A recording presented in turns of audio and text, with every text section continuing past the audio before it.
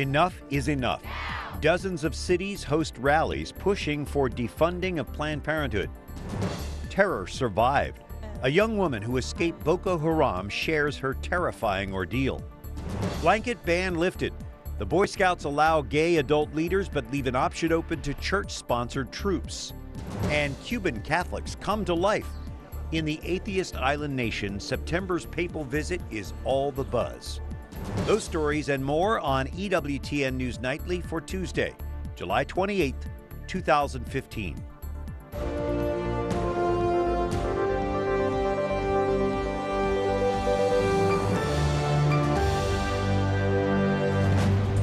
Good evening from Washington. Thanks so much for joining us. I'm Brian Patrick with your news now. A third undercover Planned Parenthood video is released today. It features a former technician who claims Planned Parenthood receives financial benefit from organ harvesting. Catherine Szeltner has reaction from Capitol Hill tonight. Catherine? Brian, the latest video is graphic. It shows doctors dissecting an aborted baby, discussing how much money they can get for each part. Today, pro-lifers and 3 presidential candidates said enough is enough. Taxpayer dollars should not go to Planned Parenthood. Defund! When do we want it? Now! What do we want? Defund! When do we want it? Now! As the third Planned Parenthood video rolls out. No, and you know, I think the per item thing works a little better just because we can see how much we can get out of it. So do the protests. Hey, hey! Ho, ho! Planned Parenthood's got to go! A former Planned Parenthood worker says she fainted when she had to dissect aborted babies to sell the baby parts.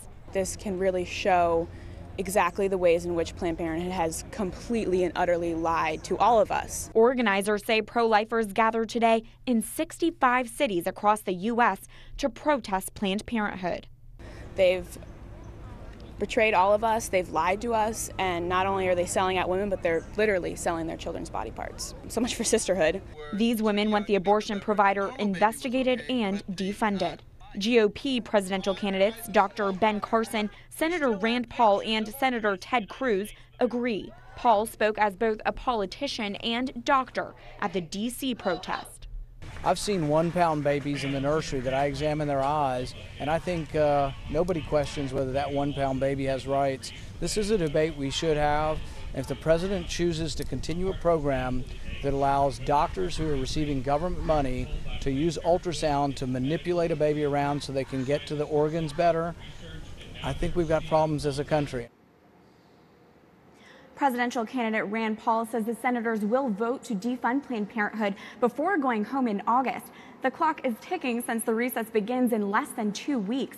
Planned Parenthood's budget is $1.3 billion. Nearly half comes from the government. Brian? Catherine Szeltner on Capitol Hill. Thanks, Catherine. Kristin Day is executive director of Democrats for Life of America, and many Democrats support the right of a woman to choose abortion. Will they vote to defund Planned Parenthood? That's a good question and a fair question. I think we need to give Democrats an alternative. There are a lot of Democrats out there watching these videos and seeing what the reality of what abortion is. But when it comes to Planned Parenthood, there are a lot of within the Democratic Party who really support the organization. But if we give them an alternative, say, let's take the funding and provide it to community health centers instead. There are 9,000 community health centers all across the country. As compared to 700 Planned Parenthood clinics, the community health centers are in 98% of the districts. So I think if we give an alternative to make sure that we're still supporting women and putting the money where it will be more effective, and it won't be loaded down with controversy whether the money is being used for abortion or harvesting baby parts. We're not talking about pro-life pregnancy centers. Right. That's not the alternative that they'll go for. No, it's not.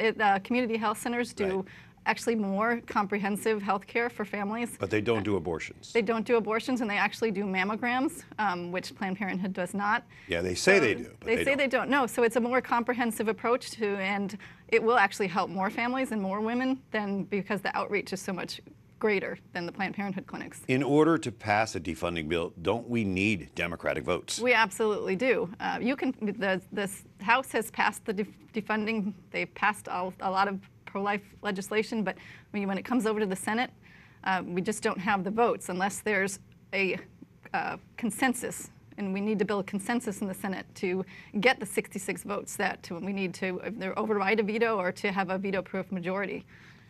It seems like the lines are so clearly drawn on this. In fact, you know, most pro-life organizations don't support Obamacare because of the HHS mandate, yet you do support Obamacare. How? Right. Well, we're Democrats, and from day one, Democrats supported a health care bill. Republicans did not. So, you know, I was very active in trying to pass the health care bill and trying to prevent abortion funding, and it really became not so much pro-life, pro-choice. It became a pro-life Democrat divide. So you still have Republicans opposing the bill and Democrats supporting it. So I think the pro-life issue was sort of a wedge issue to try to bring down the bill, but essentially Democrats will still support health care and Republicans won't support health care. And I think it was more of a partisan issue rather than a pro-life issue. But you support the Little Sisters. Oh, we absolutely support the Little Sisters. That's good. We appreciate you, Kristin Day. Thanks for sharing your perspective. All right. Thank you. Some of the other stories our EWTN News Nightly team has been covering in today's world. A classic grilling today for the Secretary of State at a congressional hearing on the Iran nuclear deal. While the administration has professed absolute knowledge about Iran's program, it is a fact that we have been surprised by most every major nuclear development in Iran's history. And Iran has cheated on every agreement they've signed. So I ask, Mr. Secretary, has Iran earned the right to be trusted? Congress is expected to vote in September to prevent the administration from lifting the sanctions on Iran. President Obama vows to veto any bill along those lines. Leaving Ethiopia today, the president urges leaders there to create opportunity for the next generation of Africans. So many Africans have told me, we don't want just aid, we want trade that fuels progress. We don't want patrons, we want partners who help us build our own capacity to grow. Obama says it's an enormous undertaking to generate jobs for a population that's expected to double in the coming decades. He says, though, the goal can be achieved with U.S. help. Terrorism continues to be a major concern in Africa. Witnesses say 29 people were killed by Boko Haram in Christian areas of Nigeria just yesterday. That Islamic terrorist group is best known for the kidnapping of more than 200 schoolgirls in April of 2014. Tonight, Jason Calvi visits with one of the girls who got away. When they came, and I said, God help us, God help us. Boko Haram kidnapped Debbie and her classmates, but she escaped. I don't know how I escaped there. Just God help me. This man's daughter also got away. For his safety, we're not showing his face. He still prays for the missing girls. There is nothing that is impossible for you. Everything is possible. And you are the Father, you are the God. May you please rescue the others. According to reports, some of the girls have become Boko Haram fighters and taken part in suicide missions. But Florida Representative Frederica Wilson is hopeful. The last reports that I heard were the girls were fine, that they're being guarded because Boko Haram wants to use them as a bargaining chip. And until someone can show me a mass grave where all of these girls are, or if someone can just show me one who's been married off, I will continue to believe that they're still alive. Paul Gegzama helps educate kids who've fled Boko Haram in Nigeria. Their war is against education. So if they succeed in killing education, they have succeeded even if they don't kill anybody. Debbie is one of 10 girls who escaped and are now studying in the U.S. We miss them. They are my friend. They are my classmates. They are my cousins. Some of them are my cousins. Nigeria's president was here at the White House last week. He says the U.S. is helping Boko Haram by failing to sell his country weapons. American law bans the sale of weapons to countries like Nigeria, where the military is accused of major human rights violations. Brian? Jason Calvi at the White House. Thank you, Jason. NATO proclaims strong solidarity with Turkey following a rare emergency meeting today. NATO members also privately urged Turkey not to use excessive force in its fight against extremists. The meeting was called to assess the threat posed by the Islamic State and the Turkish response to that threat. The ban on gay adult leaders is lifted, but church-sponsored Boy Scout troops may still exclude gay adult leaders for religious reasons. That new policy takes effect immediately. Initial reaction to the decision from groups on both sides suggests the issue remains divisive. Churches are exploring the formation of their own groups to replace the Boy Scouts. Some LGBT activists say the Boy Scouts should not allow church-sponsored units to continue to exclude gays. Conservatives call out GOP leadership for giving Planned Parenthood a pass. The Heritage Foundation, a conservative think tank, accuses the U.S. Senate of putting corporate welfare ahead of defunding Planned Parenthood. Republican leaders promise a standalone bill on that issue later this year, but Heritage says standalone bills on controversial issues like this rarely clear Congress. It urges GOP leaders to attach a defunding bill to a must-pass bill, so the White House must sign it. It's great to have Father Scott Borgman back with us. Father Scott is Secretary of the Pontifical Academy for Life at the Vatican. And Father Borgman, the Synod on the Family will take place right after the World Meeting of Families here in Philadelphia. What preparations are going on there in Rome for that synod? Well, I think primarily all eyes are really focused on this time that our Holy Father will spend in Philadelphia. And those who have been appointed, of course, recently they released the list of those who will be involved in the synod. So they're beginning to prepare themselves to be able to speak into this idea of the vocation of the family in the church and in contemporary society. Everyone has kind of been aware of the different attacks on the family. And it's a great opportunity to say, what is marriage? What is the family? And how the Catholic Church can understand better this great gift that God has given us. In fact, you have a booklet there that really asks and answers some of those questions, right? Yeah, well, recently, actually, within the last week, and I'm not even sure I can tell you how to find it, there is this book that has come out, which was also a great contribution was done by Bishop Vasa of Santa Rosa in California. And it's basically 100 questions on the Synod. And it goes through different questions. For instance, can dogma be changed by a Synod? What is marriage? What is this process that the Church is going through when the Holy Father convokes different bishops and cardinals to come together and talk about different elements within our faith? Great. We'll tell our viewers how to get that as soon as we find out. The Pontifical Academy for Life has a very active role there at the Vatican. And how does it fit into this family theme that's so prevalent in the Church going into this fall? Well, in 1994, John Paul II, who is now a saint, asked Jérôme Lejeune, professor from France, how we could begin to address some of these issues in bioethics and life. Of course, we deal a lot more with the beginning of life and the end of life, but also everything in between. What John Paul II called the family was really the domestic church, where a child learns to begin to make moral choices, learns about the values of life, and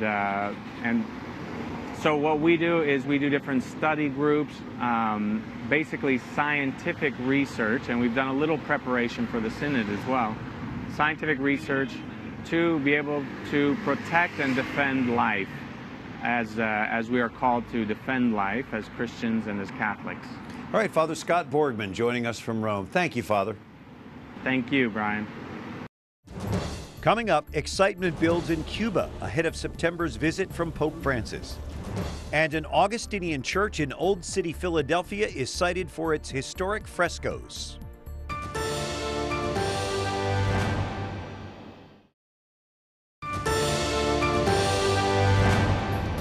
Our Lady of Charity of El Cobre, the Queen and Mother of all Cubans, regardless of race, political allegiance, or ideology, guides and sustains the steps of her sons and daughters toward our heavenly homeland.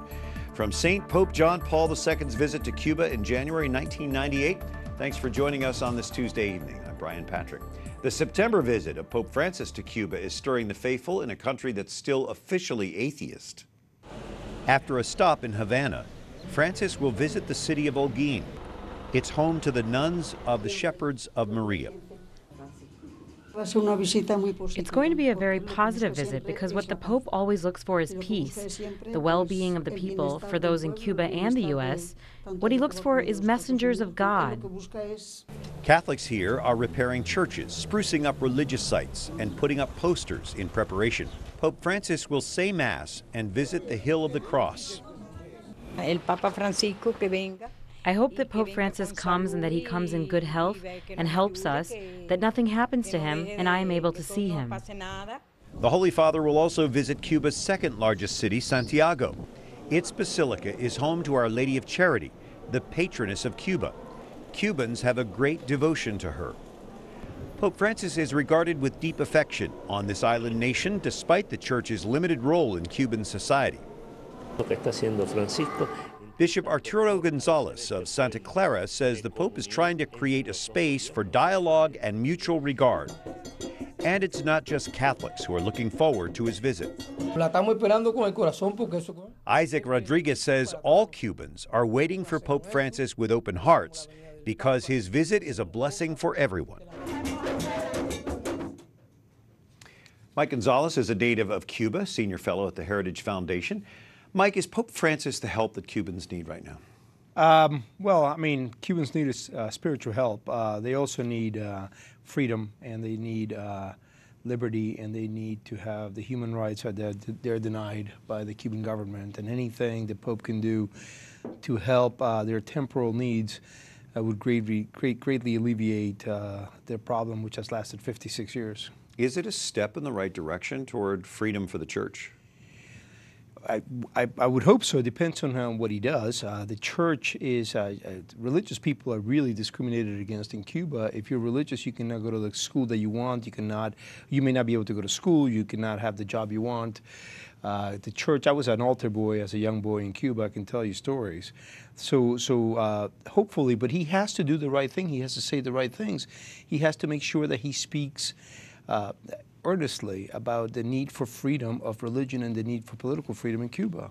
We're old enough to remember John Paul II visiting Poland, and he stuck with church teaching and love and peace, and look what he was able to accomplish with the Eastern Bloc communists.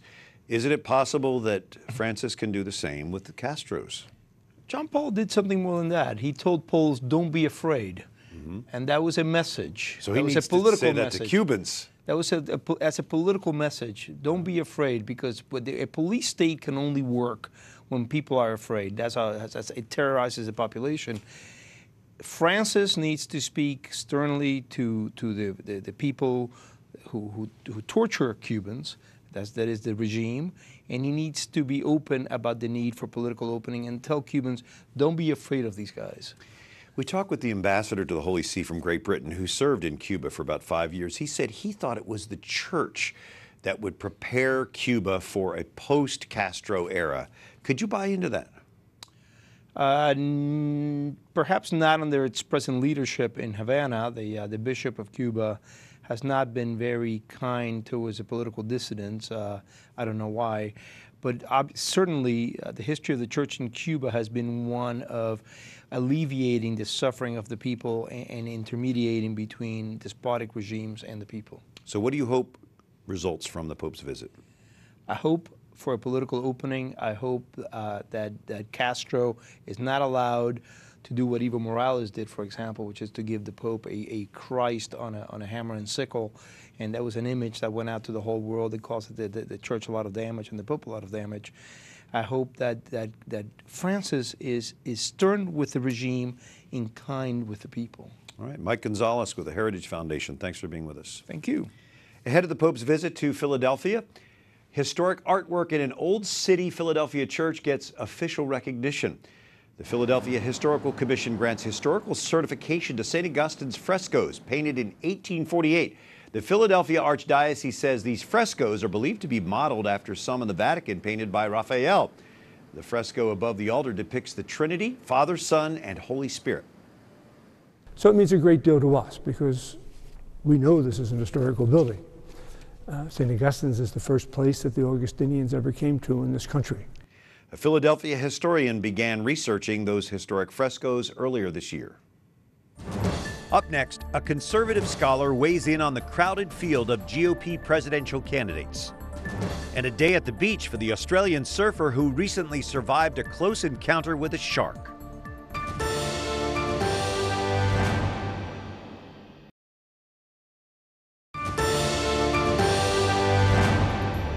Dear young friends, do not be afraid of marriage. Christ accompanies with his grace all spouses who remain united to him. A tweet from Pope Francis today. Thank you for joining us on this Tuesday evening. I'm Brian Patrick. Dr. Arthur Brooks is president of the American Enterprise Institute, the influential conservative think tank.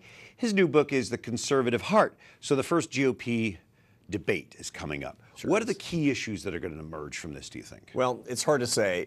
A lot of it will be conventional politics that are going to talk about, but the candidates who break out of that conventional conversation and start talking about poverty, start talking about some of the bad problems that Americans have seen and don't associate with the Republican Party are the ones who are going to emerge from this debate as being the new kinds of thinkers and going to start to see a big bump in the polls. I find it interesting that you're an expert on conservatism. I mean, you labeled yourself a bohemian liberal at one point. How did you make that journey from there to here? Well, I grew up in Seattle in a liberal home, which is not to say very much. There are about 8 Republicans in Seattle, Washington.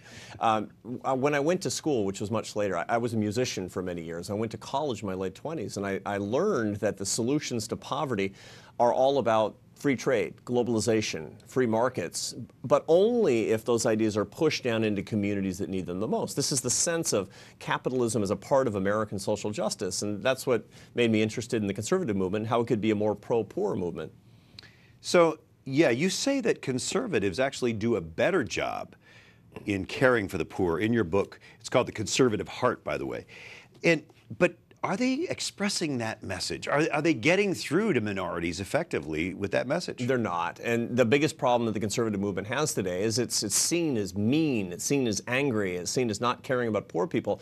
And the truth of the matter is that Republican politicians are not going to remedy that until they start talking about poverty. And so they show that it's written on their hearts, that there is a social justice mission in their work, and that will create a real competition for how we're trying to help poor people more. There should be a competition in America around the moral consensus of caring for the least of these, our brothers and sisters. Republicans are simply not carrying their part of the bargain right now. When they do, they're going to start to win. Well, we've had winners on the conservative side who have spoken out and have stuck to their principles and have effectively communicated that. Why has the conservative movement sort of lost its footing? Well, the conservative movement has become very pessimistic and very divisive, but that's because the country has become more pessimistic and divisive in politics. We found that in 2008, President Obama, he campaigned on optimism and unity, but he really governed on pessimism and division, and the result was that the opposition party, the Republicans, responded in kind. Now is the time for an optimist. Now is the time for an aspirational character on the political right to emerge and to take competition to the whole political system, to say, I have a better vision for the people who need us the most. And in so doing, you could see a new day. Ronald Reagan did that. Yeah, there are plenty to choose from. Do you see one emerging? I see 4 or 5 candidates who are competing with each other to show who's a little bit more optimistic and who's more pro-poor. And that's a very good sign of what we're going to see in 2016. I hope so. The Conservative Heart by Arthur Brooks. It's in bookstores now. Thanks for joining us, Arthur. Thank you. Appreciate it. Well, Australian surfer Mick Fanning, who escaped a shark attack without a scratch, hit the waves again this week. He appeared to be in his element. He was on vacation with his family on Australia's Gold Coast and doing some really cool stuff with the waves. Waves weren't all that big, but certainly the moment was. His fellow surfers were delighted to see the triple world champion enjoying the water. He ended his public comeback with a quick jog up the dunes. Well, until tomorrow, we encourage you to like us on Facebook. You can follow us on Twitter. Watch again on EWTN's YouTube page. For our EWTN News Nightly team, I'm Brian Patrick. Good night. God bless you.